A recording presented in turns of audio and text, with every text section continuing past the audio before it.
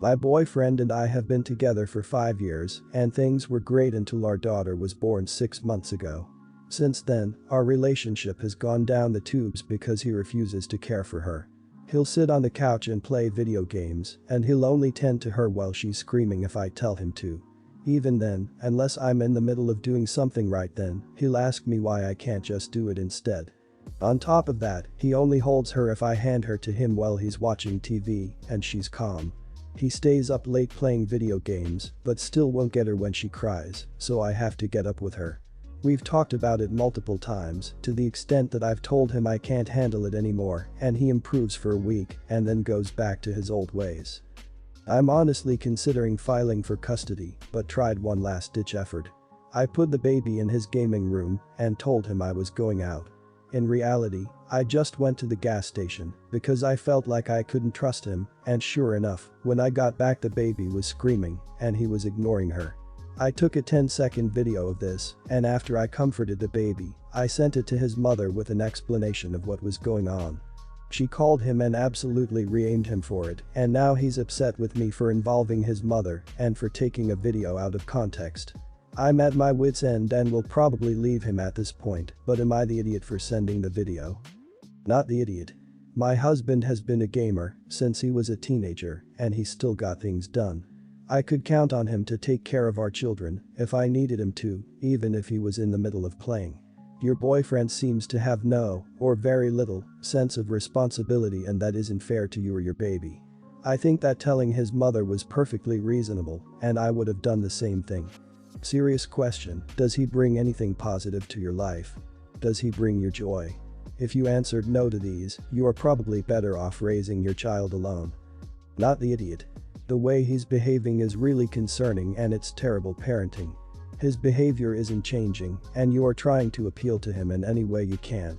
Honestly, it sounds like there's something really weird going on, some sort of trauma response or something. This isn't just a case of chores not being handled equally, this is a parent ignoring the needs of his suffering child. And if the behavior continues, it's not just that you deserve a co-parent willing to share in childcare responsibilities. It's not healthy for your kid to be around someone who routinely ignores their needs. Not the idiot. Honestly, if you're considering filing for custody, that video may come in handy. This is just despicable behavior, leaving your baby screaming and crying for God knows how long when anything could be wrong. It's not out of context in any way, and if his mum thinks he's acting so horribly, as well as you, does he not think something's up with what he's doing? You need to have a serious word with him and make him aware of the fact you're at the point where if he doesn't pull his weight quickly, you're leaving, and see what he says about the situation. I am 46, from Switzerland, and come from a pretty dysfunctional family. When I was 9, my parents divorced, and I went to live with my mother and her new boyfriend, whom she married a year later. My stepfather was extremely abusive to me and my sister, both emotionally and physically, and my mother, and the rest of the family, always looked the other way. My mother and he had a son, and he was never abused. I left the house when I was 18 and moved out of the country, but kept in touch with my family sporadically. Over the years, my stepfather changed a lot, attending Alcoholics Anonymous meetings. He has not had a drink in 15 years, and has expressed his regrets for treating us the way he did. I thought I got over my childhood issues and could move on with my life, until a recent incident. Last September, my sister, half-brother, and I were summoned to a family meeting. There, my stepfather announced that he had contacted a lawyer to ensure that when he dies, his money would not end up in my sister's and my pockets. Basically, according to the law, if he dies before my mother, she gets half of his estate, and my half-brother gets the other half. And then, when my mother dies, what she owns gets divided into 3 equal parts going to her 3 children. But my stepfather sees that as unfair, and he does not want the part she'd get when he dies to go to anybody else but to his son. He asked my sister and me to sign a letter the lawyer wrote, which said we would give our part of the will to our half-brother. Of course, we refused. My brother looked embarrassed but did not express any objection. My mother, as always, was silent. Seeing how we would not sign it, my stepfather asked us to think about it. Fast forward and here comes Christmas, and we are all again reunited. The subject comes up and my stepfather becomes very irritated when we tell him we would not budge. That same night, all the abuse I suffered as a child started to resurface, and the next morning, I decided I was going to pack my bags and leave. My stepfather was not there, so my mother took the brunt of my anger. I told her that I would never forgive her for not protecting us, that she was as guilty as he was, and that I was going to do something that I should have done when I was 18. Break up with them and never see them again. My sister respects my decision, but my brother said I was being too harsh and asked me to reconsider. Apparently, my mother and stepfather are devastated by my decision and have tried to reach out to me, but I am very reluctant to accept them back into my life. I don't think I could ever forgive them. And it is not even about the money. I would actually prefer they donate everything instead of starting this drama. Not the idiot. Absolutely not. He asked you to sign something that pretty much says you're not part of the family. And in the case, he dies first, and then your mom passes away, he still wants you to have nothing. What the hell? God, reading your post made me so angry. Marrying your mom should have meant becoming a father to the two of you, which he obviously did not do. And he still wants to perpetuate this. But abuse does weird crap to you, so I'm really sorry you had to go through all that crap and are still getting dragged in it now. Not the idiot. Of course, your brother would have no objection. He wasn't the one getting physically abused as a child and is the one benefiting from the current state of things, as in he is the one being left all of this money and property. You are by no means obligated to let your mom and stepdad back into your life, regardless of what anyone says. If at 46 years old, you've decided that the best thing for you and your family, a spouse, kids, whatever your situation is, then so be it. Only you can make that call. Honestly, I'd cut him off too. Defending an abuser is just as bad. Not the idiot. I was raised in a similar situation, but with a biological father. It took me a long time and a cross-country move to cut contact with him.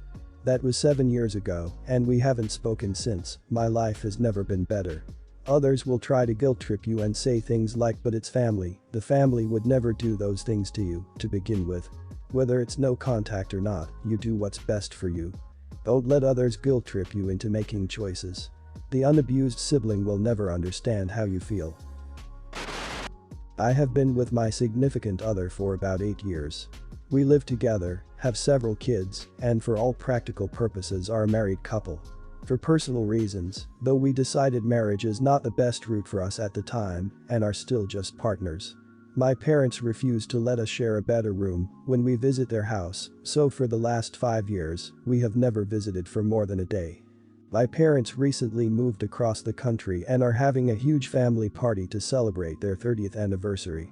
I was talking to my mom about plans, and she said my sister and her newlywed would be sharing one guest room, my kids could have the other guest room, my partner could have the couch, and I could sleep on the futon in their bedroom.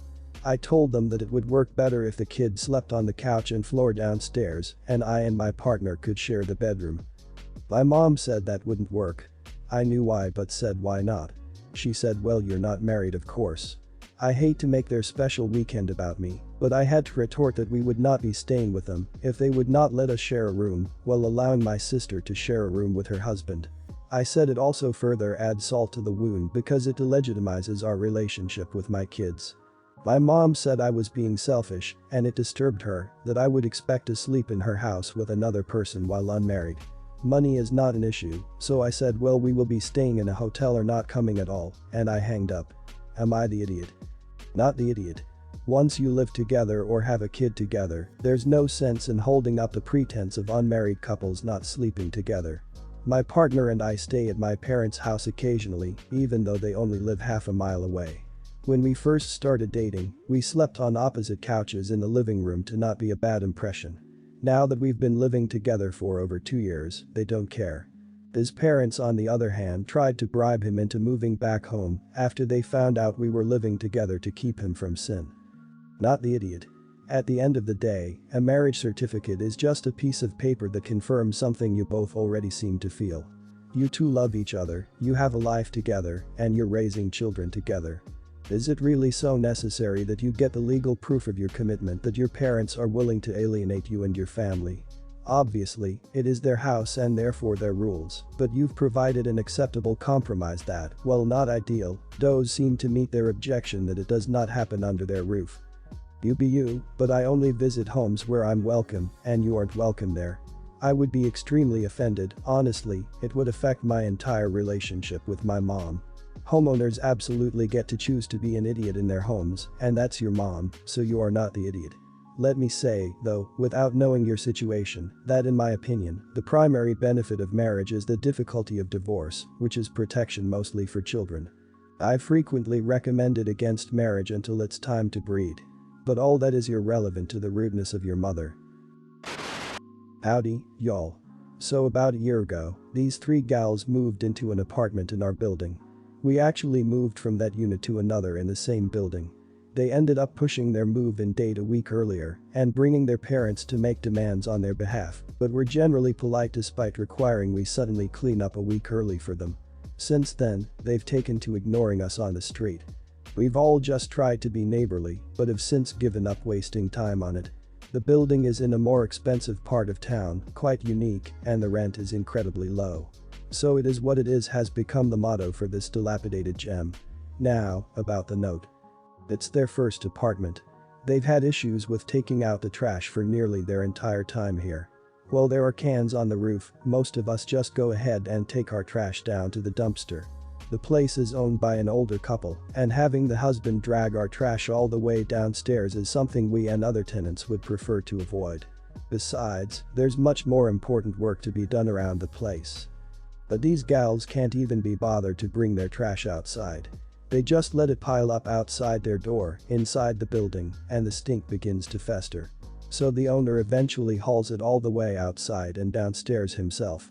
I found him doing this one day, fumed over it for the night, and we wrote a note the next morning. Look. Leaving your garbage up here is trashy. Leaving it up here to rot and stink up the building is disgusting. But making it such a problem that other people have to take care of it is freaking shameful. Get your crap together, ladies. Sincerely, who cares, take care of your crap. I feel kind of bad. The wording was strong. But the trash is gone. Am I the idiot? Everyone's the idiot here. Sure, they're handling their trash poorly. However, your note was over the top. Your other statements about them not being neighborly and such makes me think you've got more issues with them than just how they handle the trash and use this note as an excuse to tear into them. Has anyone told them what the trash policy is? If your intent was actually to get them to take care of your trash, a less rude response would have gotten the point across. But not wanting roaches, flies, and rats, which can carry diseases, seems to be enough of an issue. Everyone's the idiot here. The behavior of your neighbors is obviously rude. But a better note would have been as follows. The couple who owns our apartments is elderly. Still, they try their best to take care of our trash and keep our place looking nice. The tenants here make a point to carry our trash down the stairs for them to make things easier. But I've noticed them carrying your trash often. I've also noticed your trash build up outside, which makes things harder and more unsightly. We would all appreciate if you would start carrying your trash and tidying up for everyone. Everyone's the idiot here. They should be taking out their own trash, but I can't understand why it makes you this mad. Your note was very aggressive, there's no way it will get thrown to them because you're just attacking and insulting them, you've left them nowhere to go but on the defensive, so they will probably just double down. My first thought when reading this is they might not know the rules or notice how everyone else takes out the trash. If you had politely talked to them first you could have just explained the policy and the hassle they are making for the elderly owners. Try to keep this as brief as possible. Girlfriend and I have been together 2 years, we're recently looking to move in together. She was going to spend the rest of the month in her apartment, then move into my place, and she's been spending most days over here anyway, gradually moving some of her stuff in. This is gross, so fair warning. For the 3 days straight she's been over I've noticed an odd smell when I picked up my toothbrush. I wasn't sure what it was so I rinsed it and kept using it as normal. One morning she asked me if I had noticed anything different but refused to elaborate when I asked for an explanation, so I was on high alert now. I left my phone running in the washroom peeking out of the towel cabinet that faces the sink, and I totally get how invasive that was, and if it turned out I was wrong, I was prepared to admit to it and accept the consequences for my assumptions as they came. I know I'm the idiot for that, but that's not what I'm asking. Turns out she had been rubbing my toothbrush inside her pants in the mornings as she wakes up before me and putting it back in the container. When I got my phone and seen the video, I was livid and confronted her immediately.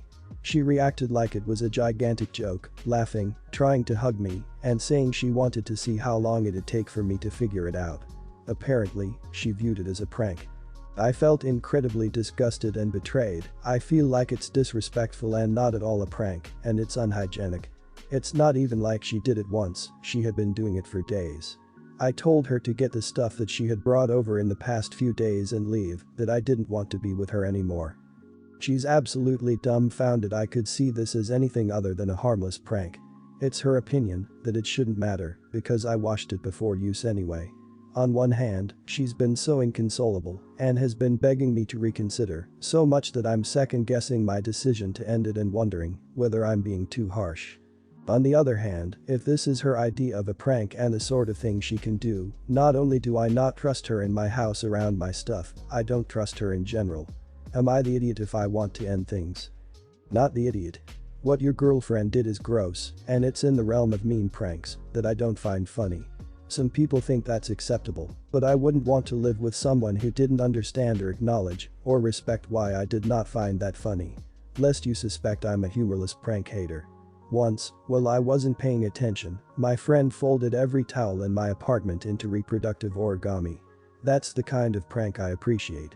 Immensely. Not the idiot. Based on previously watching some prank YouTube couples, most people would do this type of prank as like, haha, here's your toothbrush in my pants, and make you think that was your actual toothbrush, when in reality they did that with an identical toothbrush and your real one wasn't affected, so your reaction was the prank. You get the idea. Though that would still be annoying, it wouldn't be as crossing the line as what she actually did. Not the idiot. That is so gross. I couldn't imagine doing something so freaking gross to someone I cared about. Don't blame you, it would be a deal breaker for me too. The only reason I would entertain the idea of getting back together is if this is the first time she's done something like this. Maybe it was just incredibly bad judgment on what a joke or prank is. And now she should have a pretty clear idea how you feel about it. But even with that said, I don't know if I could get over it.